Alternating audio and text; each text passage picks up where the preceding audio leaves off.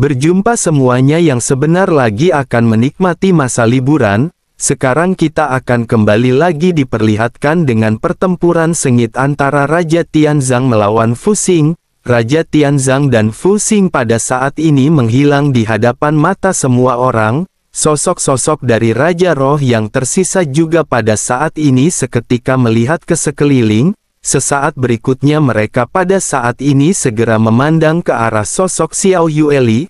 Tepatnya mereka pada saat ini memandang ke arah Xiao Yan yang dijaga oleh Xiao Yueli. Percakapan seketika terjadi di sekitar Raja Roh yang tersisa sambil menatap ke arah Xiao Yueli dengan tatapan dingin. Sesaat berikutnya salah seorang di antara mereka segera berkata sebaiknya Xiao Yueli menyerah. Hasilnya telah diputuskan dan serahkan Xiao Yan kepada Dimension Surgawi. Dengan begitu maka Mansion Surgawi tidak akan mengambil tindakan terhadap Xiao Yan dan dunia bahwa untuk saat ini, situasi hari ini benar-benar tidak dapat diubah dan Xiao Yueli tidak akan dapat menyelamatkan Xiao Yan. Menanggapi hal tersebut Xiao Yueli memandang beberapa Raja Roh dengan mata dingin. Dengan ada sedikit meremehkan Xiao Yueli berkata bahwa mereka benar-benar sampah yang terlalu banyak omong kosong. Jika mereka ingin bertempur maka mereka pada saat ini bisa melakukannya. Menanggapi hal tersebut Ning Yao pada saat ini mengerutkan kening tetapi sosoknya masih belum mengambil tindakan. Sosoknya pada saat ini memandang ke arah Tianxun. Keputusan pada saat ini tentu saja berada di tangan Tianxun yang merupakan Raja Roh terkuat. Sekarang memang merupakan kesempatan yang bagus bagi mereka untuk memanfaatkan ketidaksiapan orang lain. Raja Tianzang telah tertahan dan hanya tersisa Xiao Yueli yang tidak begitu kuat. Dengan adanya 9 Raja Roh yang menyerang bersamaan mereka akan memiliki peluang sukses yang tinggi. Mata Tianxun pada saat ini tampak terlihat suram dan sosoknya sedikit ragu-ragu. Dirinya jelas masih sedikit memiliki perasaan takut kepada Xiao Yueli di dalam hatinya.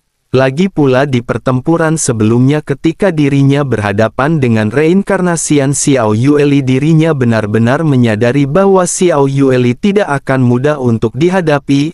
Ekspresi dari Tianxun juga seketika menjadi semakin gelap sebelum akhirnya sosoknya segera mulai berbicara. Tianxun segera mengambil keputusan dan berkata bahwa Ning Yao dan Tianxun akan mengulur waktu. Tidak mudah baginya untuk melindungi Xiao Yan sendirian. Raja Roh yang tersisa harus merebut reinkarnasi yang mulia dengan cara apapun.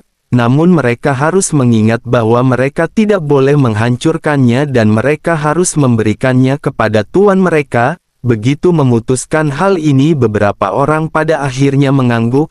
Ning Yao dan Tianxun adalah orang pertama yang pada saat ini bergegas menyerang ke arah Xiao Yueli secara langsung. Xiao Yueli pun menyipitkan matanya sambil memegang erat sabit kematian. Di hadapannya 9 Raja Roh pada saat ini tampaknya benar-benar tidak lagi menepati janji mereka. Saat Raja Tianzang dan Fu Xing bertarung mereka memutuskan untuk melakukan serangan diam-diam pada Xiao Yueli. Kemarahan pada akhirnya segera melonjak di mata dari Xiao Yueli. Tianxun dan Ning Yao pada akhirnya muncul terlebih dahulu di hadapan Xiao Yueli. Xiao Yueli menggertakkan gigi dan tanpa banyak basa-basi segera melesatkan sabit kematian di tangannya. Cahaya hitam yang menakutkan segera melonjak dari sabit kematian dan membentuk gelombang setengah lingkaran seperti gelombang laut dan menyapu sekeliling. Kehampaan di sekitar bergetar di bawah cahaya hitam yang sangat kuat ini. Cahaya hitam yang menderu ini membuat Ning Yao dan Tianxun sama-sama stagnan. Mereka segera menggunakan cara mereka untuk melawan cahaya hitam tersebut. Namun tidak peduli metode apa yang digunakan oleh keduanya, cahaya hitam masih menyinari mereka dengan gila-gilaan. Pada saat ini banyak kenangan berbintik-bintik muncul di benak mereka dan ini adalah kisah reinkarnasi. Ekspresi Ning Yao dan Tianxun pada saat ini seketika berubah dan dahi mereka segera dipenuhi dengan butiran keringat besar. Ingatan yang tiba-tiba muncul di benak mereka pada saat ini tidak baik dan bahkan membuat mereka merasa sangat tidak nyaman. Ning Yao pun bergumam bahwa ini benar-benar merupakan kekuatan reinkarnasi yang sangat kuat. kenangan yang sangat terlihat nyata dan sporadis ini terus-menerus muncul kembali di benak keduanya, bahkan mereka pada saat ini benar-benar terganggu pikirannya. Keduanya hanya bisa menahan keadaan saat ini dan menatap ke arah Xiao Yueli dengan tatapan berwarna merah. Ekspresi Tianxun dan Ning Yao benar-benar sangat terlihat muram pada saat ini, sementara Raja Roh lainnya berusaha untuk menghindari cahaya hitam yang datang. Mereka tidak ingin terpengaruh oleh kekuatan reinkarnasi dari Xiao Yueli.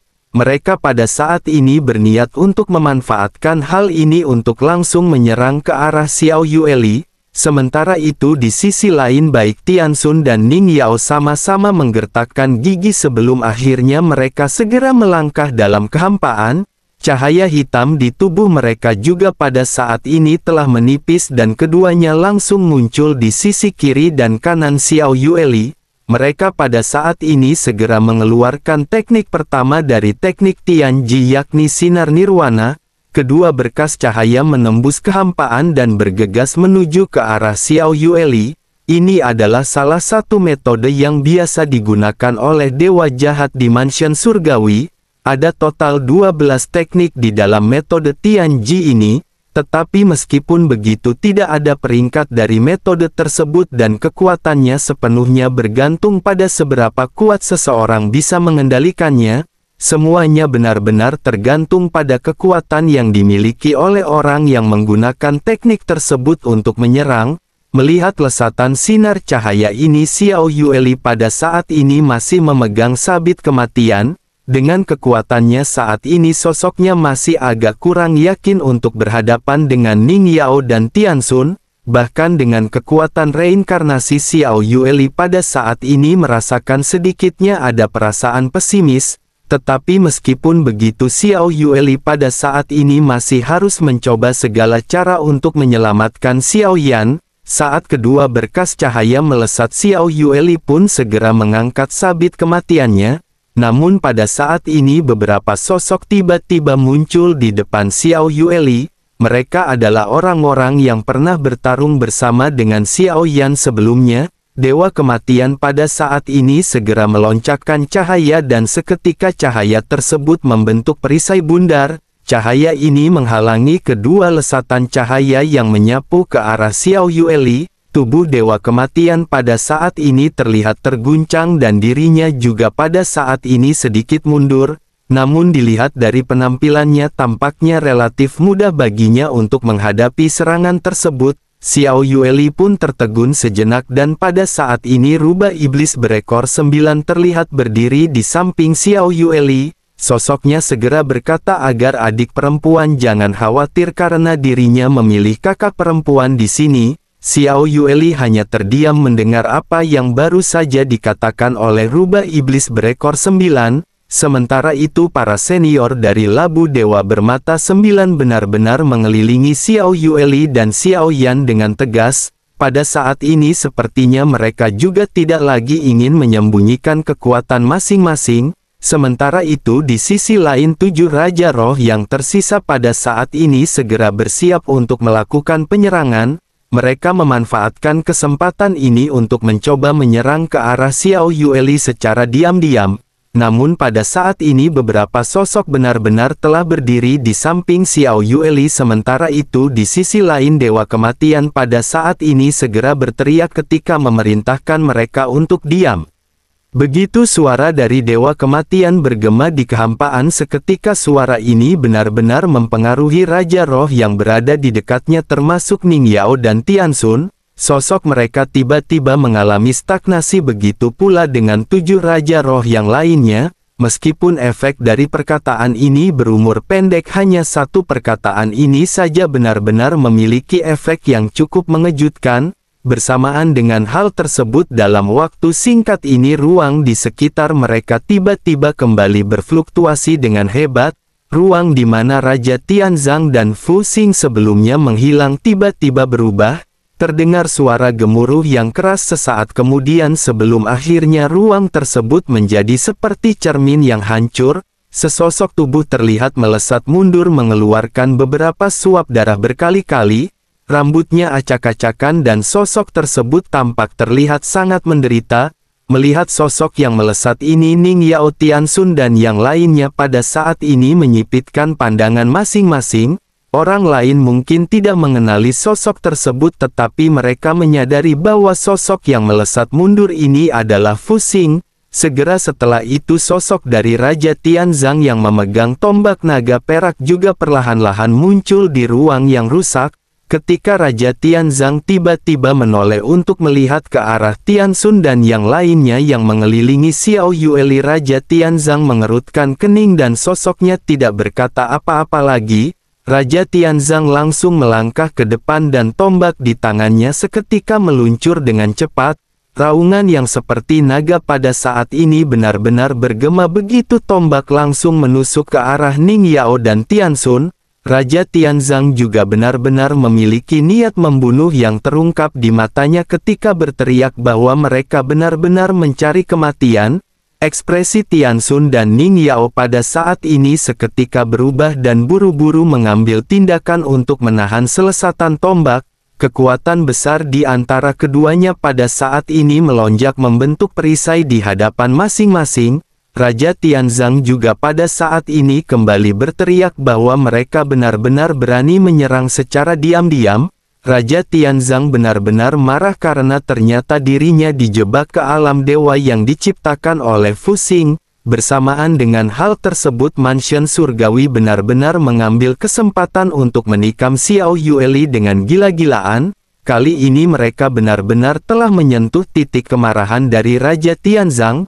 Tombak naga meledak dengan kekuatan yang menakutkan dan bayangan tombak benar-benar tercurah seperti hujan. Keterampilan bertarung yang ditunjukkan oleh Ning Yao dan Tianxun benar-benar terlihat rentan terhadap satu pukulan dari Raja Tianzang. Mereka pada akhirnya benar-benar terlempar mundur dan kesadaran mereka sedikit menghilang.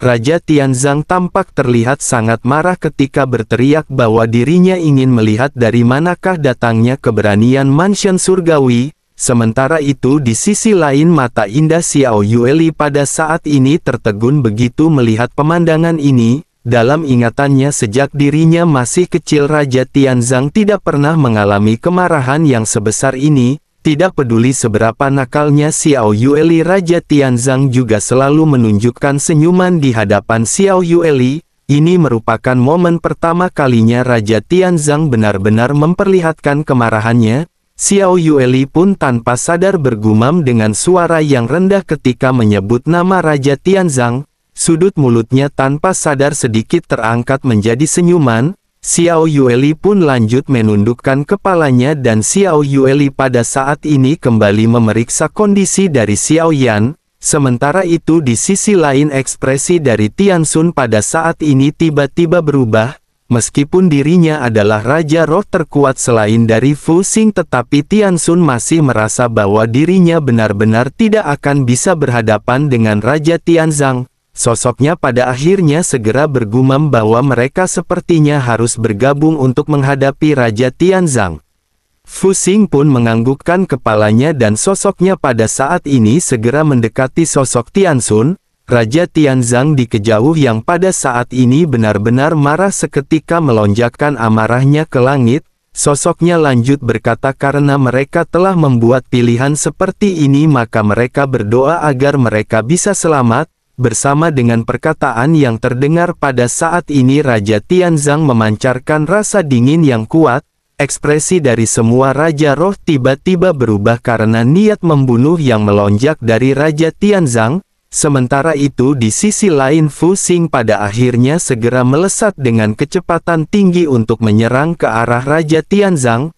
Mata Raja Tianzang terlihat dingin dan tegas dan sosoknya tidak lagi memiliki keraguan-raguan. Mata Raja Tianzang dipenuhi dengan kegelapan dan pada saat yang bersamaan tiba-tiba semua orang menghilang di bawah tatapan banyak pasang mata yang tidak terhitung jumlahnya.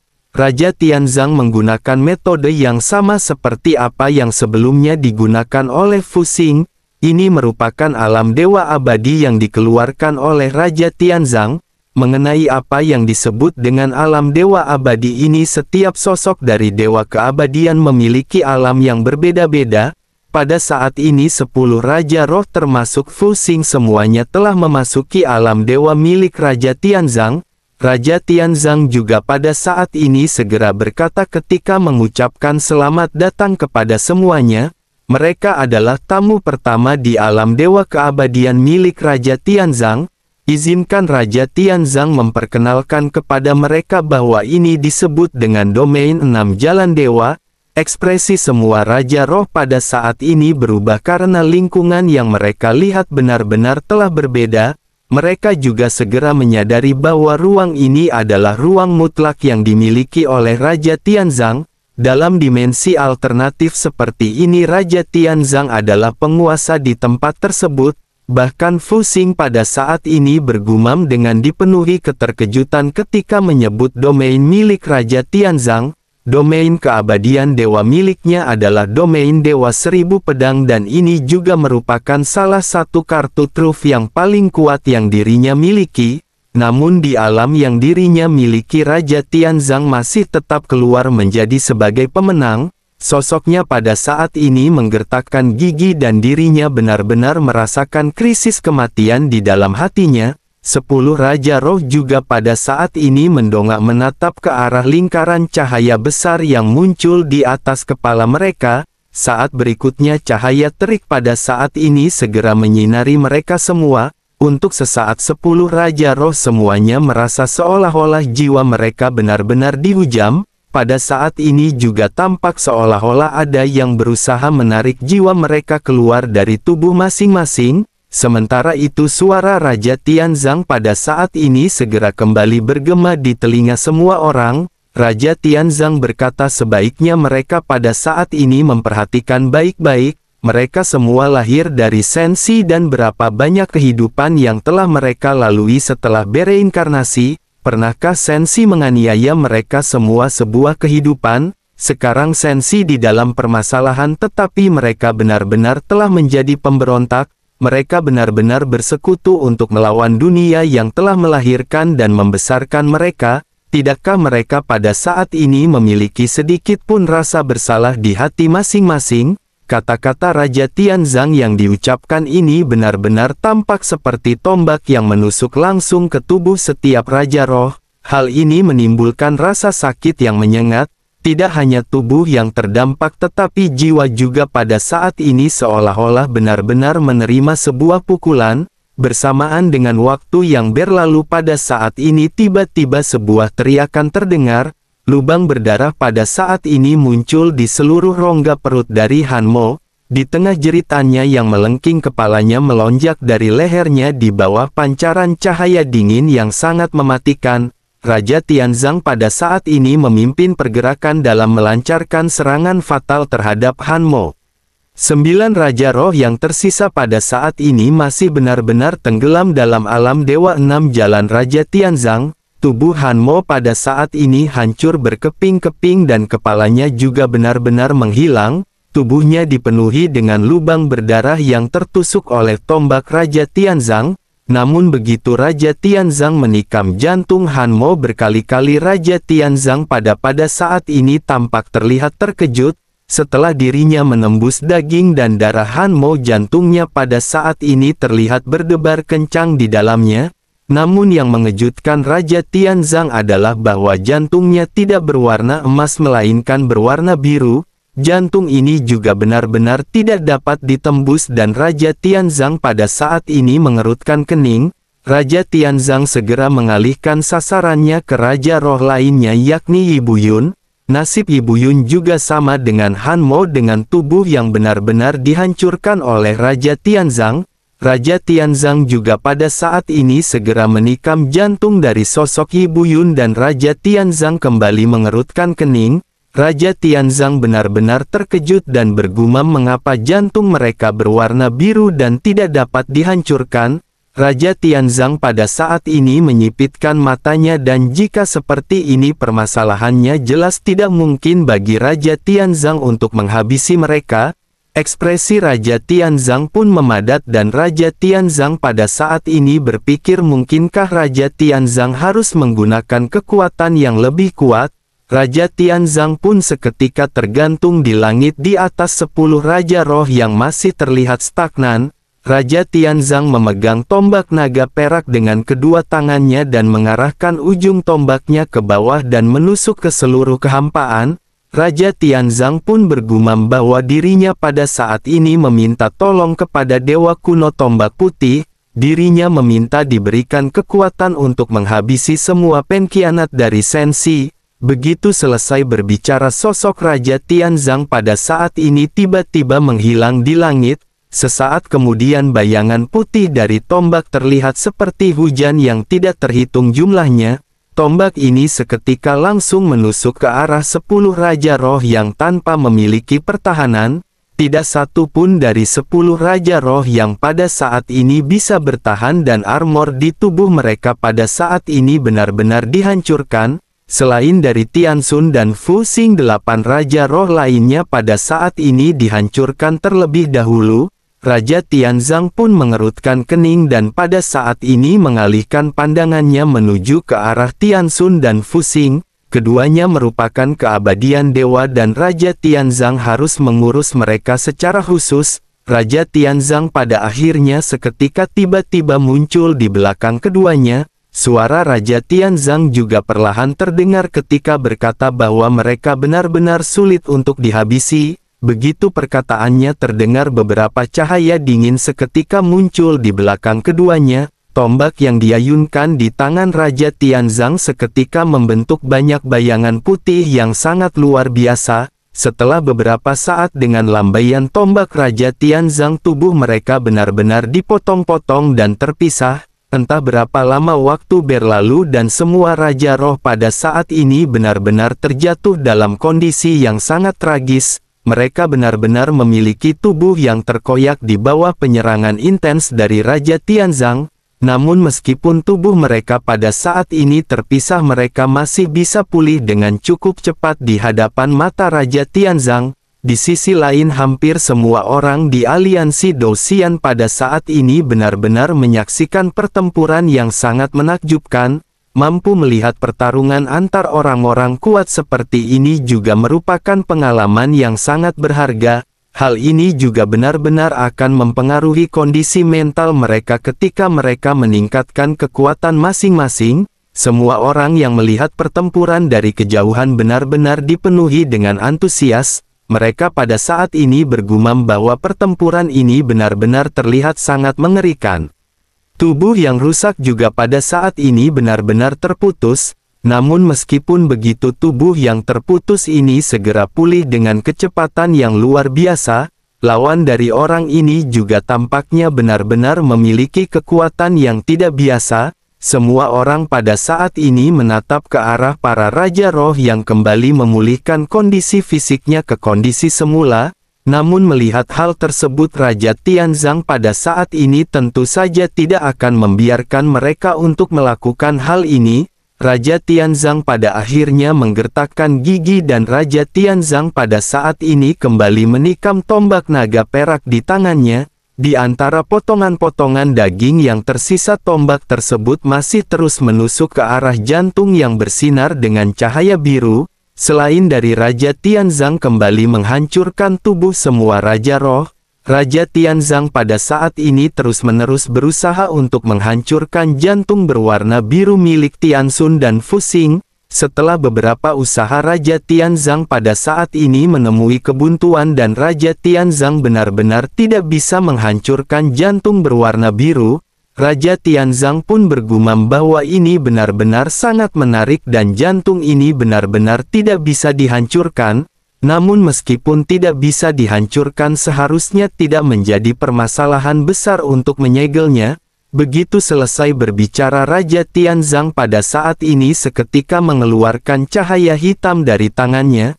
Dua paku berwarna hitam pada saat ini seketika muncul di tangan Raja Tianzang. Raja Tianzang pun bergumam bahwa selama paku pengunci jiwa ini dapat ditancapkan, setidaknya paku pengunci jiwa ini akan bisa menahan jiwa mereka untuk sementara waktu. Begitu berbicara, Raja Tianzang pada akhirnya segera melemparkan dua paku ini ke dua jantung berwarna biru. Paku ini ditujukan untuk menusuk jantung milik Tian Xun dan Fu Xing dalam waktu yang bersamaan. Paku hitam pengunci jiwa ini berubah menjadi dua cahaya hitam yang menusuk dengan keras ke arah jantung keduanya. Namun saat paku pengunci jiwa tenggelam ke dalam jantung berwarna biru keduanya pada saat ini terlihat menembus mereka, tampaknya paku ini tidak bisa tenggelam ke dalam jantung dan tidak bisa menyelesaikan penguncian jiwa. Raja Tianzang pun mengerutkan kening melihat apa yang baru saja terjadi. Pada saat yang bersamaan daging dan darah yang hancur dari 8 Raja Roh yang tersisa juga secara bertahap mulai bergabung satu sama lain. Lengan dan badannya yang hancur pada saat ini berangsur-angsur kembali ke bentuk semula. Raja Tianzang pada akhirnya mengerutkan kening kembali dan bergumam bahwa mereka harus menemukan cara untuk menyegel mereka.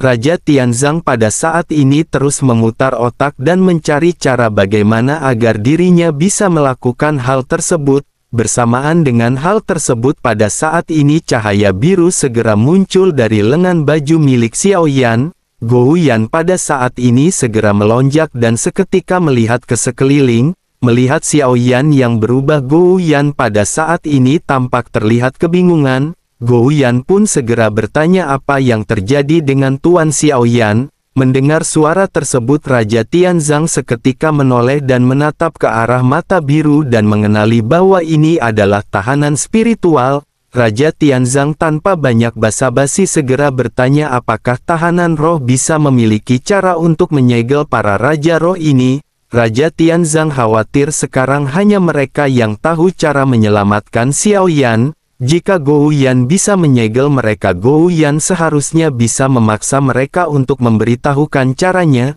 Gou Yan pada saat ini tampak dipenuhi dengan kemarahan begitu sosoknya mendengar apa yang dikatakan oleh Raja Tianzang. Sesaat kemudian cahaya biru keluar dari mata besar Gou Yan.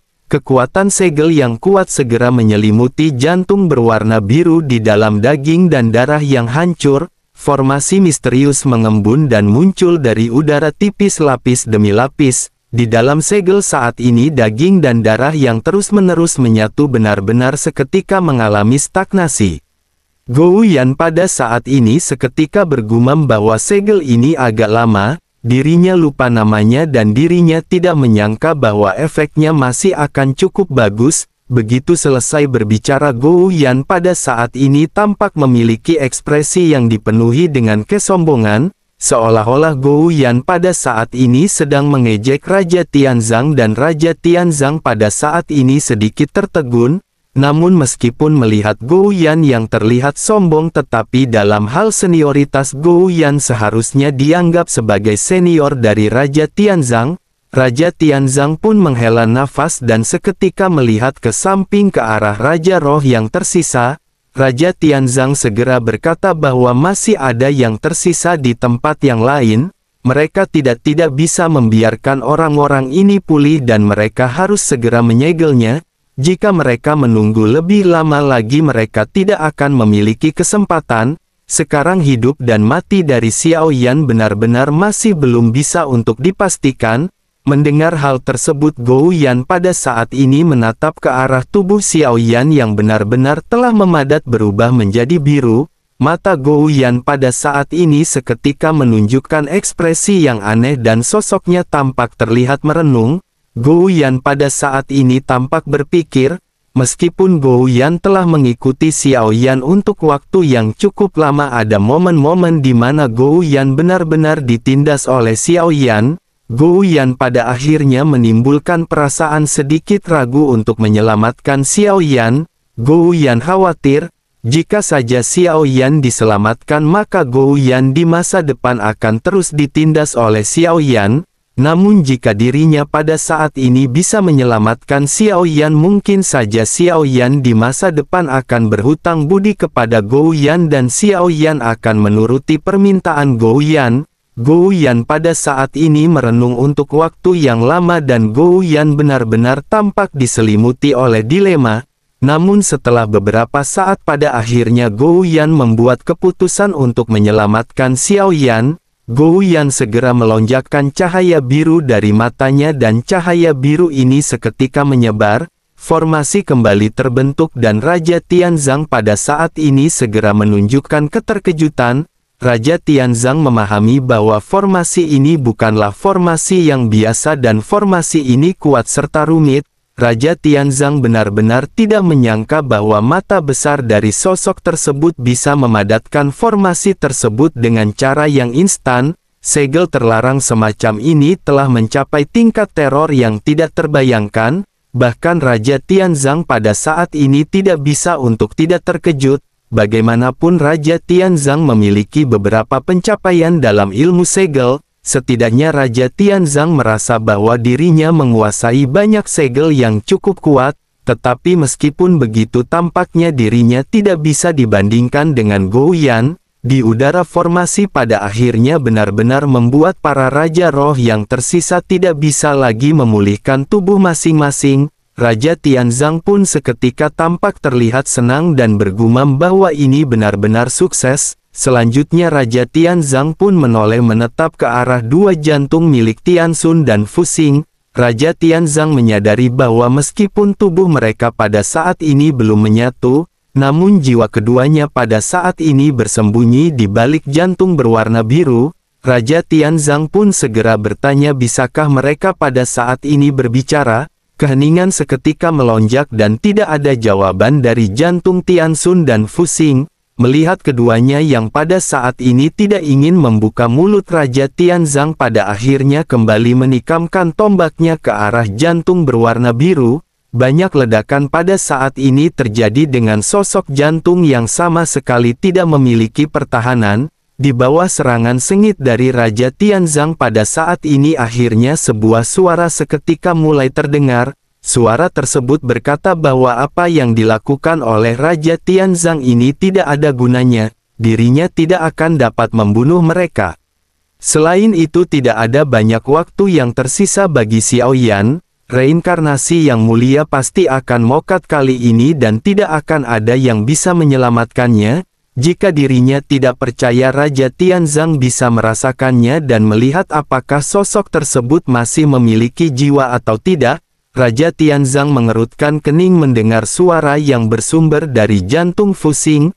Raja Tianzang pada saat ini segera memiliki ekspresi yang gelap dan sosoknya segera menatap ke arah Xiao Yan. Dirinya tidak tahu apa yang pada saat ini terjadi dengan Xiao Yan. Selain itu dirinya juga tidak bisa merasakan jiwa Xiao Yan pada saat ini. Seharusnya jiwa Xiao Yan pada saat ini berada di tubuh Xiao Yan. Jika Xiao Yan masih hidup, Raja Tianzang pada akhirnya bertanya-tanya apakah Xiao Yan benar-benar telah mati.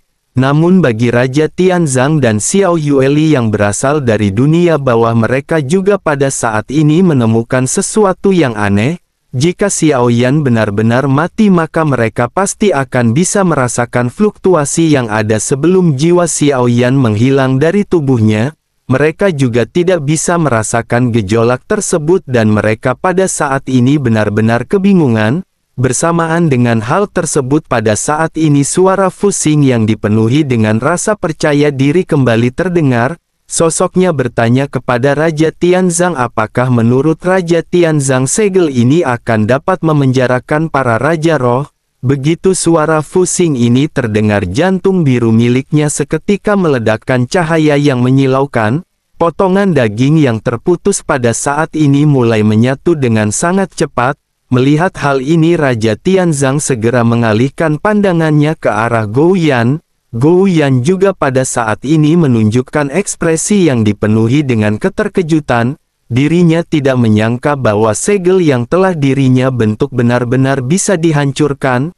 Gou Yan tanpa sadar bergumam bahwa sungguh tidak mungkin baginya untuk bisa mengabaikan segel milik Gou Yan. Pada saat ini tidak hanya Tianxun dan Fuxing tetapi juga 8 roh yang lainnya segera melonjakkan cahaya biru yang sama. Setelah beberapa saat mengalami stagnasi mereka pada akhirnya benar-benar mulai pulih secara bertahap. Raja Tianzang pada saat ini sedikit mengerutkan kening dan sosoknya pada saat ini menyadari bahwa tampaknya segel dari Gou Yan juga tidak berfungsi. melihat daging dan darah yang mulai menyembuhkan diri masing-masing, Raja Tianzang pada saat ini kembali mengayunkan tombak naga perak di tangannya. Sekali lagi Raja Tianzang menghancurkan daging dan darah yang hendak pulih. Melihat hal tersebut, Fu Xing juga pada saat ini segera berteriak kepada Raja Tianzang agar Raja Tianzang jangan memaksakan diri terlalu jauh. Baru saja tubuh dari Fu Xing pulih sedikit, Raja Tianzang akan langsung menghancurkan tubuhnya menjadi berkeping-keping. Hal ini diulangi terus-menerus oleh Raja Tianzang.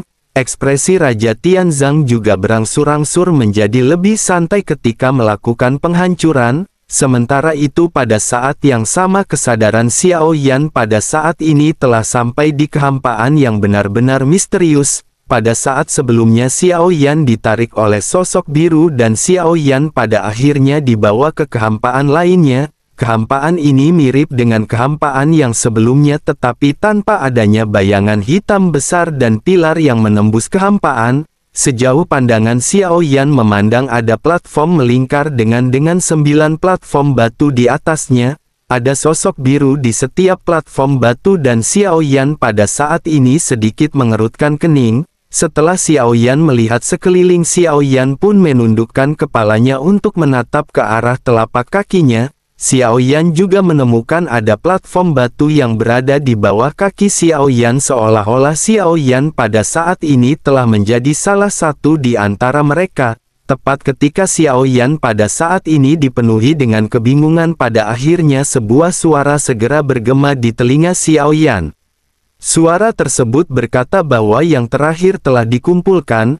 Apakah mereka pada saat ini sudah siap bertemu dengan Xiao Yan? Mulai sekarang nama kode Xiao Yan di sini adalah 9, sementara itu Xiao Yan bisa memanggil si pria dengan sebutan 1. Xiao Yan menatap ke arah sosok biru tertinggi di tengah yang berada di hadapan Xiao Yan. Kata-katanya juga benar-benar bisa dimengerti oleh Xiao Yan dan Xiao Yan pada saat ini sedikit terkejut. Semua yang dialami oleh Xiao Yan saat ini membuat Xiao Yan merasakan ada sesuatu yang misterius. Xiao Yan pun tanpa sadar menggumamkan kata 9 yang menjadi nama panggilan Xiao Yan. Sementara itu di sisi lain sosok yang sebelumnya berbicara pada saat ini kembali bertanya kepada Xiao Yan. Sosoknya bertanya bisakah 9 pada saat ini menceritakan kepada mereka dari manakah asalnya. Tentu saja dirinya juga pada saat ini berhak untuk tetap diam. Semua orang bisa berbicara bebas di sini dan semua orang juga bebas untuk tetap memilih untuk diam. Xiao Yan pada saat ini terdiam dan Xiao Yan benar-benar merasa bingung dengan situasi yang dialami oleh Xiao Yan. Dalam situasi seperti ini Xiao Yan juga berpikir bahwa Xiao Yan tidak bisa berbicara sesuka hati. Xiao Yan tidak memahami sosok-sosok biru di sekitarnya termasuk dengan dirinya sendiri. Oleh karena itu Xiao Yan pada saat ini memilih untuk tidak berbicara sama sekali. Melihat keheningan yang melonjak pada saat ini sesosok segera mulai berbicara. Sosoknya berkata karena tidak ada yang perlu dibicarakan maka dirinya pada saat ini akan pergi karena ada yang harus dirinya lakukan. Xiao Yan pada saat ini menatap ke arah sosok yang berbalik dengan 2 batang horizontal di bawah kakinya. Xiao Yan pun kembali melihat sekeliling di mana ada 3, 4 dan jumlah lainnya yang berada di bawah platform sosok-sosok tersebut. Xiao Yan pun menatap ke arah kakinya dan Xiao Yan pada saat ini memiliki 9 batang horizontal. Dari sini dapat dinilai bahwa sosok biru yang baru saja berbicara di atas lempengan batu tersebut memiliki kode atau sebutan nomor 2.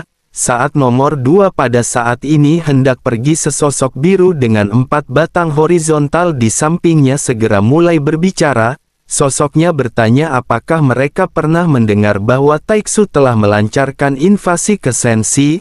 Xiao Yan yang pada saat ini terdiam seketika membeku mendengar apa yang baru saja melonjak di telinganya. Sosok nomor 2 yang hendak pergi juga pada saat ini segera kembali berbalik dan mulai bertanya dengan ekspresi bingung. Sosoknya bertanya apakah Taiksu benar-benar menyerang Sensi? Apakah rencana mereka benar-benar lebih cepat daripada yang dijadwalkan? Begitu selesai berbicara, sosoknya pada saat ini menatap ke arah sosok berwarna biru dengan 6 lempengan logam horizontal di bawah kakinya. Sosoknya lanjut berkata, bukankah 6 berasal dari Sensi? Bisakah dirinya pada saat ini berbagi dengan semua orang tentang situasi perang saat ini? Mendengar hal tersebut, semua sosok pada akhirnya mengalihkan pandangan masing-masing ke arah nomor 6. Nomor 6 tidak menyembunyikan apapun dan sosoknya pada saat ini segera mulai berbicara. Sosoknya berkata bahwa hal itu memang benar di mana Taiksu telah menginvasi Sensi. Selain itu situasinya saat ini juga benar-benar tidak optimis. Xiao Yan pada saat ini masih tertegun dan Xiao Yan mendengarkan perbincangan mengenai hal ini dengan tetap terdiam. Xiao Yan tidak mengucapkan sepatah kata pun dan Xiao Yan tidak terlibat dalam perbincangan. Ketika Xiao Yan mendengar bahwa keenam juga berasal dari Sensi, Xiao Yan pada saat ini juga sedikit terkejut. Jika dilihat dari dialognya, tampaknya dirinya memang benar-benar berasal dari dunia Sensi. Selain itu tampaknya sosok-sosok lainnya berasal dari dunia yang berbeda satu sama lain. Namun mereka hanya berkumpul di sini dan tampaknya mereka hanya berbagi informasi. Selain itu dari percakapan di sekitarnya juga dapat diketahui bahwa ini bukanlah pertama kali bagi mereka berkumpul di tempat ini. Bersamaan dengan Xiao Yan yang mendengarkan perbincangan ini, Xiao Yan pada akhirnya kembali dikejutkan oleh sebuah percakapan. Nomor 4 pada saat ini bertanya kepada 6 bahwa dirinya telah mendengar sebuah informasi, tampaknya ada orang yang berkuasa di Sensi yang disebut dengan Yang Mulia. Bukankah akan baik-baik saja jika ada Yang Mulia di dalam perang seperti ini? Menanggapi hal tersebut, sosok 6 pada saat ini seketika menganggukkan kepalanya. Sesaat kemudian sosoknya berkata bahwa Yang Mulia telah terjatuh untuk waktu yang lama. Jika Yang Mulia tidak terjatuh, Taiksu mungkin tidak akan memiliki keberanian untuk menyerang Sensi. Xiao Yan pada saat ini mengerutkan kening dan jika mendengar dari nada bicara nomor 6 jika dirinya benar-benar berasal dari Sensi, seharusnya dirinya tidak berasal dari mansion surgawi. Dari nada bicaranya orang ini tidak memiliki kebencian sama sekali terhadap sosok Yang Mulia. Justru sosok ini tampaknya benar-benar memiliki penyesalan karena Sensi pada saat ini di tengah-tengah gempuran.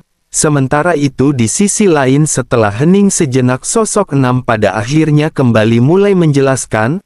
Sosoknya berkata tetapi dirinya telah mendengar bahwa ada reinkarnasi Yang Mulia yang telah muncul. Jika itu benar-benar reinkarnasi Yang Mulia, tampaknya Taiksu bukanlah apa-apa. Mendengar hal tersebut, banyak sosok pada saat ini menganggukkan kepala masing-masing. Sementara itu Xiao Yan pada saat ini mengerutkan kening ketika Xiao Yan menatap ke arah sosok nomor 6. Xiao Yan benar-benar sangat penasaran terhadap sosok nomor 6 ini. Sementara itu di sisi lain nomor 4 pada saat ini tertawa dan berkata bahwa dirinya berharap Sensi bisa bertahan kali ini. Jika Sensi juga dalam kondisi putus asa, maka seluruh dunia akan benar-benar mengalami gejolak besar yang tidak bisa ditenangkan. Setelah sosok ini berbicara, lingkungan di sekitar pun seketika berubah menjadi sunyi, sepertinya topik pembicaraan mereka sudah selesai. Setelah beberapa saat suara lain pada akhirnya segera tiba-tiba terdengar. Nomor 4 pada saat ini menatap ke arah Xiao Yan dan bertanya apakah yang telah dirinya katakan kepada Raja. Bisakah 9 pada saat ini membaginya kepada semua orang? Xiao Yan pada saat ini sedikit terdiam sebelum akhirnya Xiao Yan memutuskan untuk tidak terlalu banyak basa-basi. Xiao Yan juga tidak ingin mengungkapkan terlalu banyak hal. Xiao Yan pun segera berkata bahwa Raja telah berkata untuk membiarkan Xiao Yan pergi. Menanggapi apa yang dikatakan oleh Xiao Yan, nomor 4 pada saat ini segera berkata bahwa jika Xiao Yan berani mendekati pilar cahaya, Raja benar-benar akan memberikan hukuman kepada Xiao Yan. Selain itu dirinya pada saat ini ingin tahu mengapa Xiao Yan ingin mendekati pilar cahaya. Xiao Yan segera menggelengkan kepalanya dan bergumam bahwa Xiao Yan juga tidak tahu. Hanya saja Xiao Yan pada saat itu memiliki sebuah perasaan. mendengar apa yang dikatakan oleh Xiao Yan nomor 4 pada saat ini tampak terlihat penasaran. Sosoknya kembali berkata, bisakah Xiao Yan pada saat ini menceritakan lebih banyak tentang hal tersebut? Xiao Yan kembali menggelengkan kepalanya dan berkata bahwa ini benar-benar sungguh sangat aneh. Xiao Yan juga tidak bisa menjelaskan perasaan tersebut, tetapi Xiao Yan hanya tahu bahwa Xiao Yan hampir ditelan oleh raja karenanya. Xiao Yan juga pada saat ini masih merasa takut di dalam hatinya akibat kejadian tersebut. Mendengar apa yang dikatakan oleh Xiao Yan pada saat ini semua orang seketika terdiam.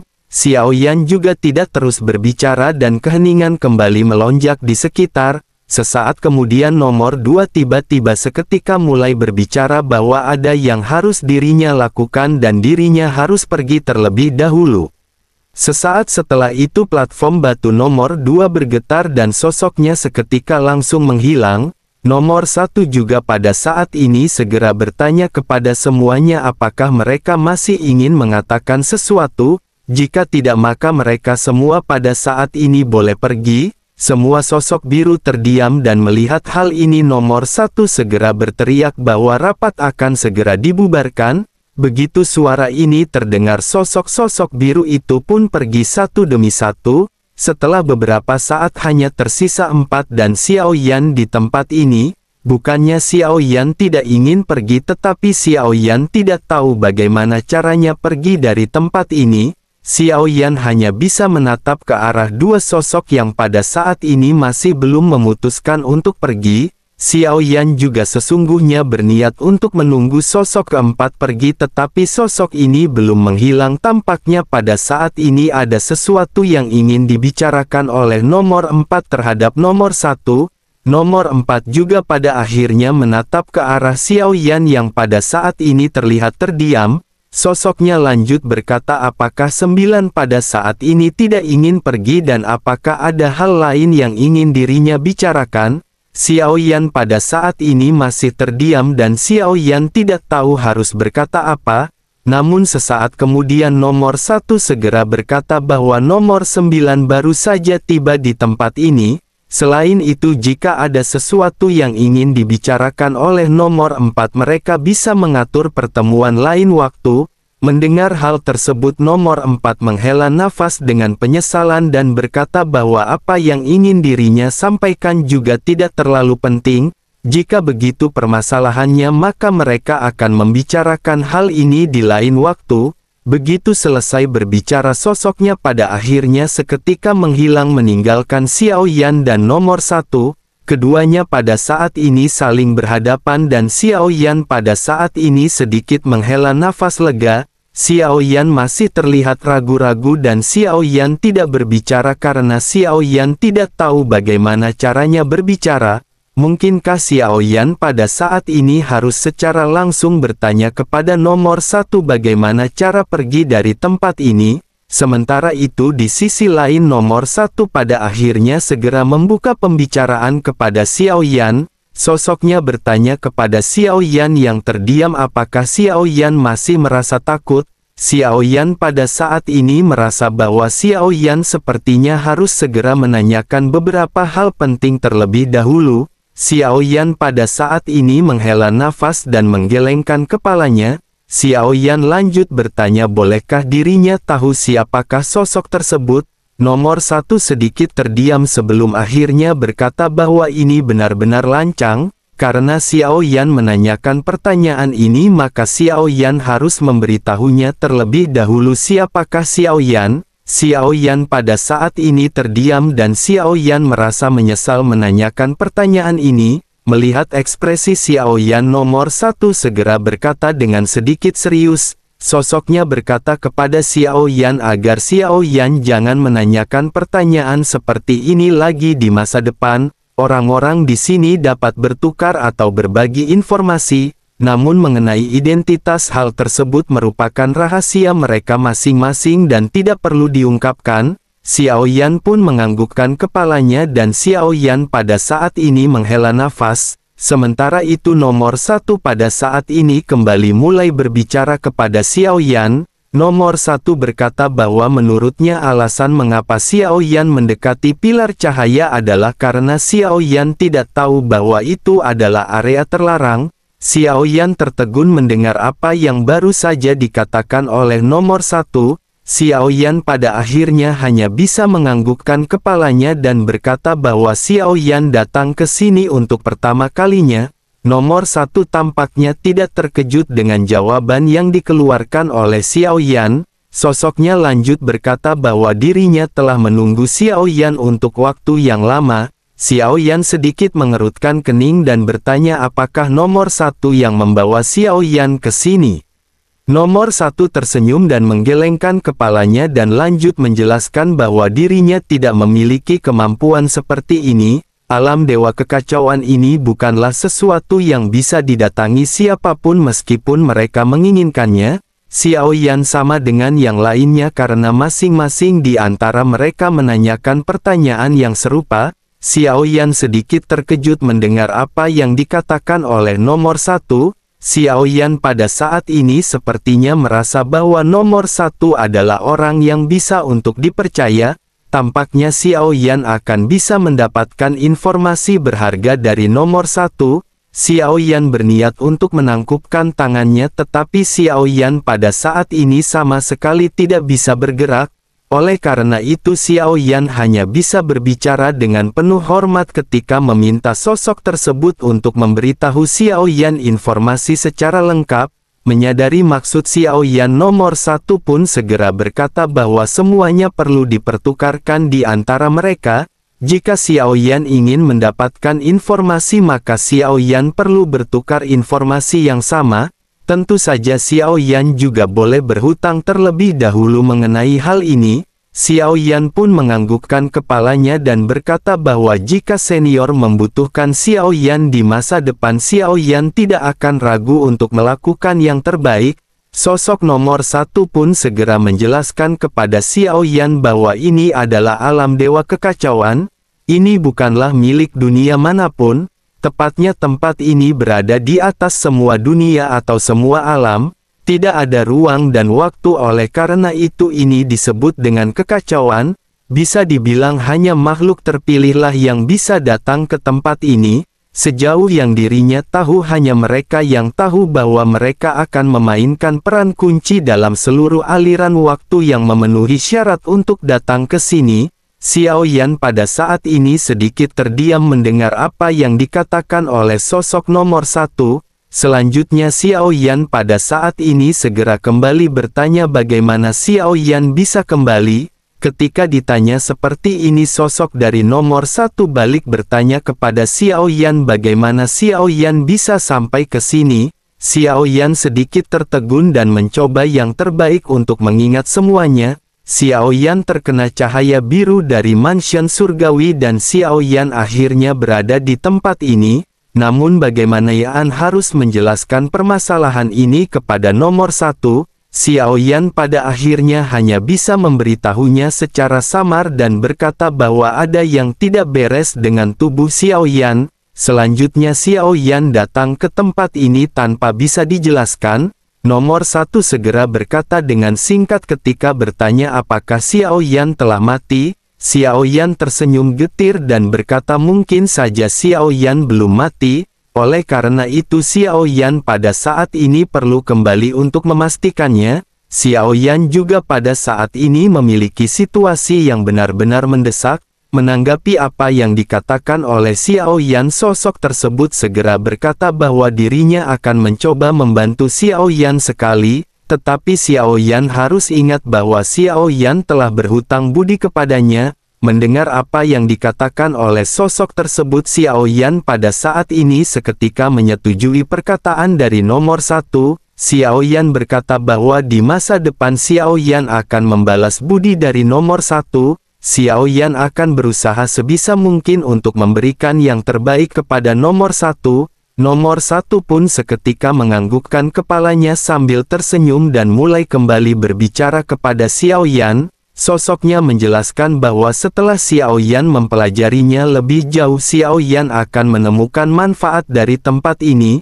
Xiao Yan juga harus tahu bahwa tidak ada orang biasa atau berkuasa di luar imajinasi Xiao Yan yang bisa datang ke tempat ini, hanya orang-orang misterius yang seperti Xiao Yan di dunia tertentu yang bisa memasuki tempat ini. Namun meskipun begitu ada juga makhluk yang sangat kuat di dunia tertentu di antara mereka. Xiao Yan pun menganggukkan kepalanya karena apa yang dikatakan oleh sosok tersebut memang sebuah kebenaran. Selain itu jika hal ini permasalahannya maka 8 sosok biru lainnya yang tersisa semuanya adalah makhluk kuat dari dunia yang berbeda. Tentu saja yang paling dikhawatirkan oleh Xiao Yan adalah nomor 6 yang juga berasal dari Sensi. Jika dirinya memang berasal dari Sensi maka siapakah sosok nomor 6 ini? Apakah Xiao Yan mengenalinya atau tidak? Kali ini Xiao Yan perlu mencari tahu situasinya terlebih dahulu. Yang paling penting adalah menyelesaikan krisis saat ini dengan mansion surgawi. Ketika Xiao Yan memiliki kesempatan untuk datang ke sini nanti maka Xiao Yan akan dapat bertanya langsung kepada sosok nomor 6. Xiao Yan juga sesungguhnya benar-benar sangat penasaran dengan sosok lainnya dan Xiao Yan ingin mengetahuinya. Xiao Yan pun menghela nafas sebelum akhirnya seberkas cahaya pada saat ini segera melesat ke arah Xiao Yan. Tanpa menunggu reaksi Xiao Yan, tiba-tiba Xiao Yan seketika merasakan adanya kekacauan. Seluruh kesadaran Xiao Yan mulai meningkat sebelum akhirnya Xiao Yan seketika terjatuh pingsan dengan tiba-tiba. Sementara itu kembali ke Raja Tianzang yang pada saat ini terus-menerus menghancurkan tubuh Fu Xing dan Tianxun. Raja Tianzang juga terus-menerus menusuk ke arah jantung berwarna biru milik keduanya. Raja Tianzang tampak sangat menikmati proses ini dan sepertinya sangat mustahil bagi tubuh keduanya untuk bisa kembali pulih. Semua orang yang menatap pertempuran ini juga benar-benar terkejut oleh kemampuan Raja Tianzang. Seiring dengan berjalannya waktu Raja Tianzang benar-benar terus-menerus mengulangi tindakannya. Raja Tianzang menghancurkan daging dan darah Fu Xing dan Tianxun. Namun sesungguhnya metode ini hanya dapat dikatakan untuk menunda waktu. Apa yang dilakukan Raja Tianzang ini sesungguhnya tidak akan memberikan keuntungan apapun di dalam pertempuran. Raja Tianzang pada saat ini tidak percaya bahwa tidak ada cara untuk menyelamatkan mereka dari mansion surgawi. Raja Tianzang juga untuk beberapa saat selalu menoleh ke arah Xiao Yueli dan Xiao Yan yang telah berubah menjadi manusia kaca berwarna biru. Sementara itu di kejauhan Xiao Yueli pada saat ini menggelengkan kepalanya ke arah Raja Tianzang. Alisnya menegang dan matanya pada saat ini menjadi semakin cemas. Xiao Yueli tidak tahu bagaimana cara dirinya bisa membantu Raja Tianzang. Di Bahtera Hantu pada saat ini banyak tokoh juga benar-benar hanya bisa menyaksikan adegan tersebut. Semua anggota tim Fearless juga pada saat ini hanya bisa mengepalkan tangan mereka masing-masing. Mereka tahu bahwa mereka tidak dapat berpartisipasi dalam pertempuran yang berada di level ini. Selama mereka tidak bertindak dan menimbulkan permasalahan ini saja merupakan bantuan terbesar bagi mereka. Mereka pada saat ini hanya bisa bertanya-tanya apa yang pada saat ini sedang terjadi dengan Tuan Muda Xiao Yan. Situasinya benar-benar tidak terlihat optimis. Salah seorang lainnya di antara mereka segera berkata sebaiknya pada saat ini mereka jangan khawatir. Dengan adanya Raja Tianzang dan Xiao Yueli Tuan Xiao Yan akan baik-baik saja. Meskipun para anggota dari tim Fearless mengatakan hal tersebut mereka pada saat ini sesungguhnya sangat cemas. Suner bahkan pada saat ini mengencangkan tangannya dan Suner tidak bisa melakukan apapun. Sementara itu di pusat benturan pada saat ini suara marah dari Fu Xing kembali terdengar. Sosoknya bertanya kepada Raja Tianzang bukankah hal ini tidak ada habisnya? Jika begitu permasalahannya maka dirinya akan membuat Raja Tianzang membayar harganya hari ini. Begitu selesai berbicara pada saat ini Fu Xing tampaknya tidak berniat untuk duduk diam dan menunggu kematian. Tiba-tiba jantung biru meledak dengan cahaya yang menyilaukan. Gelombang yang kuat juga seketika bergetar dengan hebat dan gelombang ini benar-benar mengguncang Raja Tianzang. Raja Tianzang mundur puluhan meter sebelum akhirnya menstabilkan tubuhnya. Selain itu, di bawah semburan cahaya biru, tubuh mereka yang terpisah pada saat ini segera bergabung dengan kecepatan luar biasa. Hampir hanya dalam beberapa tarikan nafas, tubuh Fu Xing yang rusak pada saat ini telah bergabung kembali. Saat ini matanya bersinar dengan cahaya biru dan sosoknya segera mengeluarkan pil biru dari telapak tangannya. Fu Xing lanjut melemparkan pil tersebut ke dalam mulutnya dan auranya tiba-tiba meledak. Fu Xing pun kembali berteriak kepada Raja Tianzang karena dirinya bersikeras untuk mencari kematian, maka Fu Xing pada saat ini akan membantu Raja Tianzang. Tubuh Fu Xing bersinar dengan cahaya biru dan aura yang kuat pada saat ini benar-benar memancar. Tubuh bagian atas Fu Xing juga telanjang dan matanya berubah menjadi cahaya berwarna biru samar. Begitu dirinya membuka mulutnya, dirinya sedikit menghembuskan kabut yang juga berwarna biru. Tubuhnya seperti ditutupi dengan lapisan armor tembus pandang berwarna biru. Niat membunuh Fu Xing juga seketika melonjak dan matanya pada saat ini menjadi semakin gelap. Fu Xing segera mengangkat pedang panjang di tangannya dan berteriak dengan menggunakan obat ajaib yang diberikan oleh Tuan Mansion Surgawi. Raja Tianzang pada saat ini benar-benar akan mati. Fu Xing pada akhirnya seketika melesat berubah menjadi bayangan ketika melesatkan serangan ke arah Raja Tianzang. Pedang panjangnya membentuk bayangan pedang yang tidak terhitung jumlahnya. Pedang panjang ini menyebar dalam waktu sekejap sebelum akhirnya membentuk lingkaran. Di dalam lingkaran ini bayangan pedang segera menyelimuti ruang dan sosok Raja Tianzang kembali menghilang.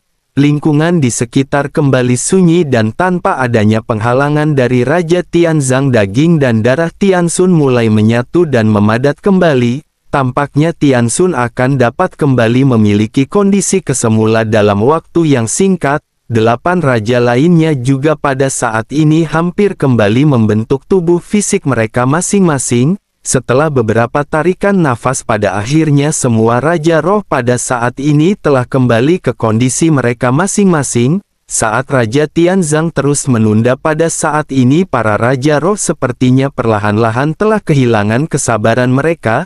Tianxun pada saat ini juga seketika memantapkan matanya yang langsung menatap ke arah Xiao Yueli. Tentu saja targetnya pada saat ini bukanlah Xiao Yueli melainkan Xiao Yan. Tianxun pun segera berteriak ketika memerintahkan mereka semua untuk menelan obat ajaib sesegera mungkin. Jika mereka tidak bisa mendapatkan Xiao Yan, maka mereka hanya perlu menghancurkan tubuh fisiknya.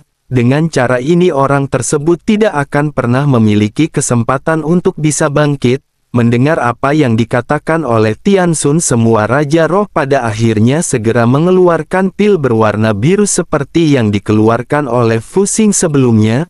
Mereka dengan cepat seketika menelan obat tersebut ke dalam mulut masing-masing.